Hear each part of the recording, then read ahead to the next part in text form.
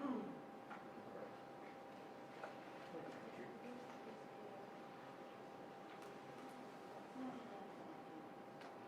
do you work?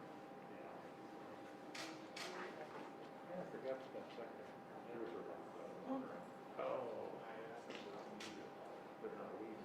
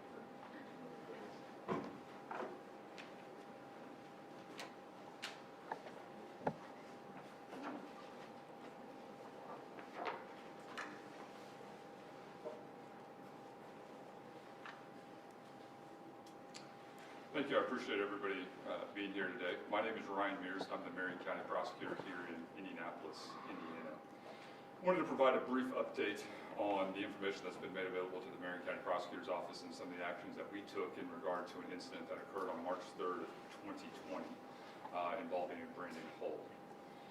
First of all, just for those of you who don't know, here in the state of Indiana, we have what's known as the Jake Laird Law, and the purpose of that law is to give law enforcement a tool to seize firearms when they encounter an individual who's going through some mental health issues or struggles. In addition, what that law also allows is for law enforcement to hold on to those weapons and make sure that it's not returned to the person who's involved in a situation or has demonstrated some mental instability. And so just kind of want to walk you through the process and the procedure that we had in this case. So on March 3rd of 2020, law enforcement responded because the mother called and said that her son was feeling suicidal. That individual was immediately detained, and there was a seizure of a shotgun that took place. Because there's a seizure of the shotgun that took place pursuant to the Laird Law, there is a provision which states that if there's a warrantless seizure, that there needs to be a petition filed which states why there was probable cause to take that weapon. In this particular case, the petition was not filed because the family in this particular case had agreed to forfeit the firearm that was in question, and they were not going to pursue the return of that firearm. And so we were then in a position to basically fulfill the purpose and the intent of the law, as we were able to take the firearm out of that residence, and they agreed that they were not going to seek the return of that weapon. And so that's why that initial petition establishing probable cause for the seizure did not take place.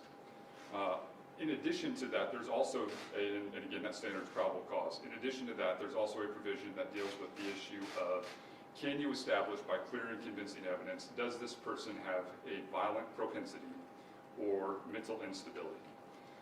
And so we needed basically to be able to establish that, or does the person have a history of not taking, they've been diagnosed with a mental illness, and do they take their prescribed medication? And so that was kind of the situation that we were confronted with to move forward with that second phase of a potential red law petition. And so what we did in this particular case, just evaluated the facts and circumstances as they were presented to us, and keeping in mind the burden of clear and convincing and violent propensity. And in this particular situation, we had a case where it was just a single incident. There were not any other incidents that were reported to us. The firearm was taken from the home, and there was an agreement that that firearm would not be returned. The individual was involuntarily committed for a brief period of time. I can't get into too many specifics on that, but I will tell you that the length of that stay was measured by hours and not days or weeks. And no follow-up medication was prescribed to this particular individual. And so, given the fact that we had already secured both the removal and the surrender of that item when it was not going to be pursued, and all of those factors that I mentioned, we did not file a follow-up petition because we had already achieved our objective, which was to prevent that firearm from going back to this particular individual. That firearm is still in the property room here in Marion County. It has not been returned, and it will not be returned based on the agreement that was made and our understanding of the law.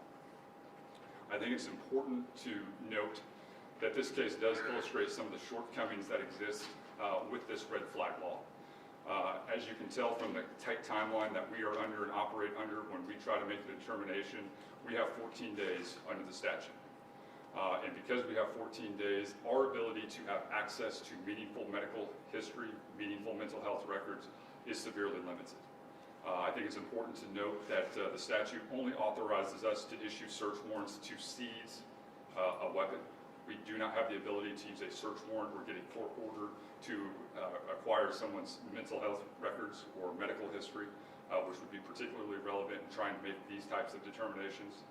Because this is a pre-filing decision, we do not have an active cause number, which severely limits our ability to subpoena medical records and gain access to that information.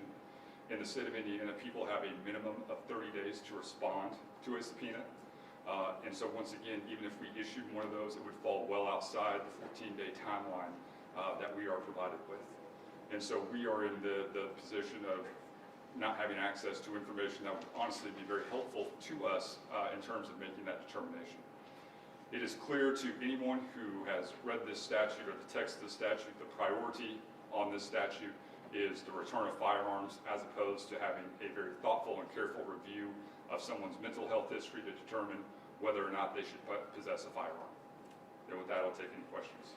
Mr. Prosecutor, you say that there had been no overt violent act. However, the call came out he wants to commit suicide by cop, which would seem to indicate an intention to involve law enforcement in a violent act.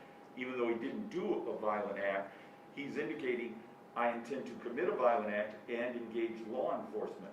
Based on that, why wasn't that enough to pursue some sort of red flag law violation, saying this individual has already indicated he wants to commit a violent act and involve law enforcement?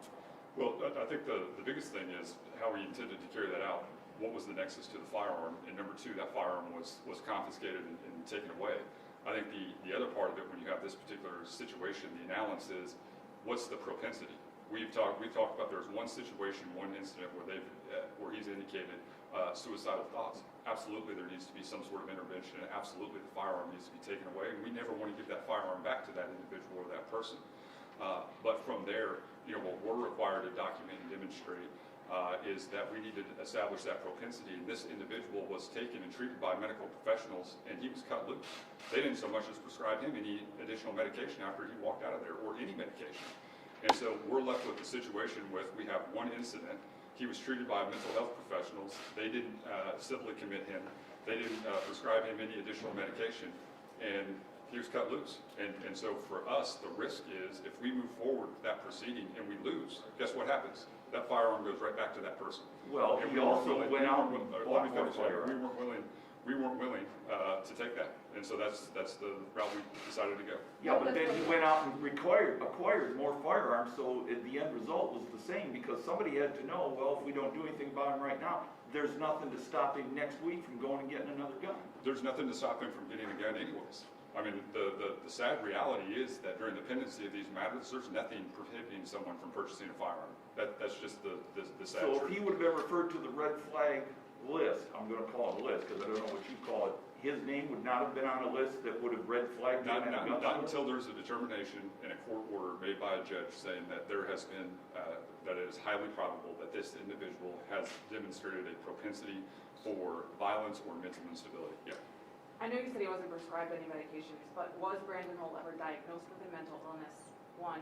2, it's my understanding that some of his digital footprint was assessed in March of 2020.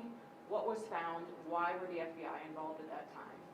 Well, certainly there were some concerning materials that were found inside the residence, and so because of that, that information was forwarded on to federal authorities so that they're in a better position to follow up on that information. And they have, honestly, more resources to look into those issues and also take a look at what is that social media profile, what does that look like. And so that's why that information was forwarded on to him. The information available to us, that was made available to us, was that at that particular point in time, he was not under any sort of medication. But was he diagnosed at any point? Do you know of any mental illness? The information, but we did not have access to anything to indicate that he had a history or documented diagnosis of mental illness.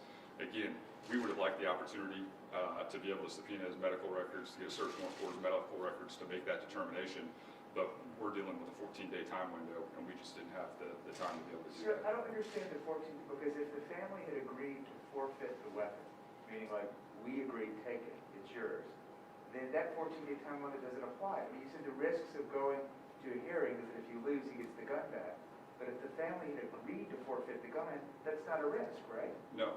Two separate issues. So we're dealing with two different prongs of the statute here. The one prong is dealing with the forfeiture of the statute. The second aspect of that is defining someone as, do they meet the statutory definition of someone who is a dangerous person as defined by statute, meaning they have a violent propensity, a propensity for violence or mental instability. So the question then became, if we move forward with a position, we have to make that determination as to whether or not it's appropriate to file and make that designation or file that petition on someone. We get 14 days. It has nothing to do with the family. But I guess it has to do with us with the court. What's the risk of going for it if the gun is not going to come back to him at all? Like if you lose, he doesn't get the gun. He absolutely does. So what the court would say is, I don't have the legal authority to keep this gun because I didn't make the finding. So if I don't make the finding, I no longer have the legal authority to hold this weapon. But in the absence of a finding at all, meaning there wasn't even a petition made, you can still hold on to the weapon? Yes. Correct. And so with the incident that took place and the family agreed to forfeit the weapon, this only regarded the weapon that was involved in that incident. There was no further investigation if he had additional weapons at that time or trying to, I'll end the question there. Right. So it's important to remember the red flag law is with that person on that date with that weapon. It doesn't extend beyond that. So it's specifically related to this particular weapon that was seized. So I think that's the first important thing to point out as it relates to this particular case. So when and does the red flag law work in order for somebody not to be able to purchase guns again? Does the law work in that manner at all? I think this case illustrates the limitations. I mean, if we were going to have a situation where there's an opportunity to number one, subpoena or get a search warrant for someone's mental health records, where we have the ability to talk to healthcare professionals, individuals who are treating these individuals, and make a fair determination as to whether or not this person should possess a firearm or not. That's a totally different situation or scenario than what we're involved with here, where we're under the deadline of this is the time frame that we have to file a case or not, and we just don't have access to that information. We'd very much appreciate the opportunity to be able to solicit and collect that information, follow up and have conversations with people, but unfortunately, we have to make a decision very quickly. Ryan, even if you were to have filed, right, and I hate asking hypotheticals, but even if you had decided to file against this gentleman, he still would have had the right to buy a weapon until the court declared him. Absolutely. Whatever that declaration would be. I mean, can you explain that? I mean, there's a loophole in this thing. Right, there's a significant limitation to the law in terms of if an individual, if we initiate these proceedings, there's nothing prohibiting that individual to go out and then purchase an additional firearm or 20 firearms. They are free to do that until there is an actual documented finding where a judge says, I can find by clear and convincing evidence that this person has a propensity for violence or mental instability. So now we've identified a problem. So as someone who has to decide right and wrong every single day of the week, if you go back to the legislature, obviously they go off for a couple of days, in January, how do you change this thing so that it becomes usable, so that it can be used in real time? It seems to me that right now, it sounds nice to have this law in the books, but it doesn't really apply in real time. It's not really in, it's sort of like in fantasy land. It makes us feel good, but when you put an application, it doesn't work. Yeah, absolutely. I think the easiest thing to do would just be if a judge makes that probable cause determination, meaning we think there's probable cause to take that weapon from somebody, then that should be the standard. That person should not be permitted to purchase a firearm. And so I think if you file that initial petition and say, based on these circumstances, we think there's probable cause to take that weapon, then that person from that point on should not be prohibited to purchase a weapon until we have that hearing and we're able to determine whether we can establish by clear and convincing evidence this person has a violent propensity or has a demonstrated documented history of mental health or mental illness. And would that also apply if the officer made that determination? Because currently an officer can seize a weapon based on if he or she believes that that's dangerous. Absolutely. And so the officer seizes that weapon, they turn it over to our office, we file something with the court saying, here are the following facts which we think demonstrate probable cause. And then that person should no longer be prohibited. That person should be prohibited from purchasing firearms. That person should be prohibited from engaging in any conduct where they have access to a firearm, and that would solve a significant part of this history. The other thing that does is we have to extend the timeline. We need a larger and longer timeline where we're able to make these types of hearings. We want to make decisions based on the best evidence available to us. We want to be able to say we made a decision based on having an opportunity to talk to healthcare professionals, review medical records, look at someone's mental health history. Those are the things that should be important to these determinations. And the time frame in the statute just doesn't allow for that. Right, a couple questions on page. How often do you file red flag petitions? How often is it used since you've taken office? And what are the outcomes? We filed 8 this year. 8 this year, and yeah. What are the outcomes to those 8 petitions? I'm not sure. We can get you that information. You filed 8, but how many have been brought to your office? I'm not sure the exact number that have been brought to our office. Ryan, where did he purchase the weapons and what weapons were they exactly? I don't have access to that information. Does mom know he had the 2 rifles? I don't know about that. She was definitely aware of the shotgun in this particular situation and alerted the authorities. Is it possible that Brendan knew that if they gave the gun, they relinquished it, and no charges were brought, that he could buy another gun later on? Is there any evidence that he thought forward towards that? Right, there's no evidence to suggest that. And if you look at the text of the statute, it's nowhere in there. So, I mean, if you look at this is a collateral consequence to a determination made from the statute. So you can go through all 10 pages of the statute and go through every aspect of the code. At no point in time does it say that this statute's designed to prohibit people from purchasing firearms in the future. It's not in there. A collateral consequence of this finding is you're not allowed to purchase firearms, but it's nowhere in the statutory scheme, and it's not exactly something that I would say is common knowledge. And when we have conversations with the public and with the media and even our law enforcement partners, there's a great deal of confusion about what it actually means to have these items seized. Ryan, in a state that's a Second Amendment friendly, do you think you'll find the appetite in the State House that would even consider what you're suggesting, which is if when police come to you with a weapon, that they are stopped from buying any other weapons? Do you think in this state you would find that appetite in the legislature? I think it's a common sense solution to a problem that we currently have before us. The law enforcement has made a determination that probable cause exists that this person doesn't need a firearm. Let's confiscate that firearm and say, hey, moving forward, you shouldn't have the right or the ability to purchase a firearm. And let's give the prosecutor or anybody else involved in this, let's give them adequate time so they can look through this person's mental health records, and a judge, a prosecutor, and everybody involved making a determination based on the best information available and not based on a police report. But I'm not asking common sense, sir. I'm asking the legislature will see this as a Democrat in the state capitol making a suggestion about a Second Amendment issue, and you think you'll get pushback, even though you may consider it being common sense. Are they going to say no way? Well, I hope they're open for the conversation. And as you know, and many people here in the Indianapolis area know, I've been very vocal on my feelings about this particular law. I think it's a good start, but it's far from perfect, and there's more than just this case that this law impacts. And so I think there's a lot of room for improvement, and I hope everybody's open to that. Been on the books since '04, '05. Have you spoken up since then? Consistently. I've had both, very public conversations about my concerns about the shortcomings. I've privately lobbied the legislature and made those concerns. This is not a new issue for me. I mean, this is something that I routinely talk about, the limitations of this law. It's a good start. I think people hear red flag and they think it's the panacea to all of these issues. It's not. What it is a good start where there's a number of loopholes, and the practical application of this law does not necessarily give everybody the tools they need to make a well-informed decision. So 8 petitions filed, but how many granted?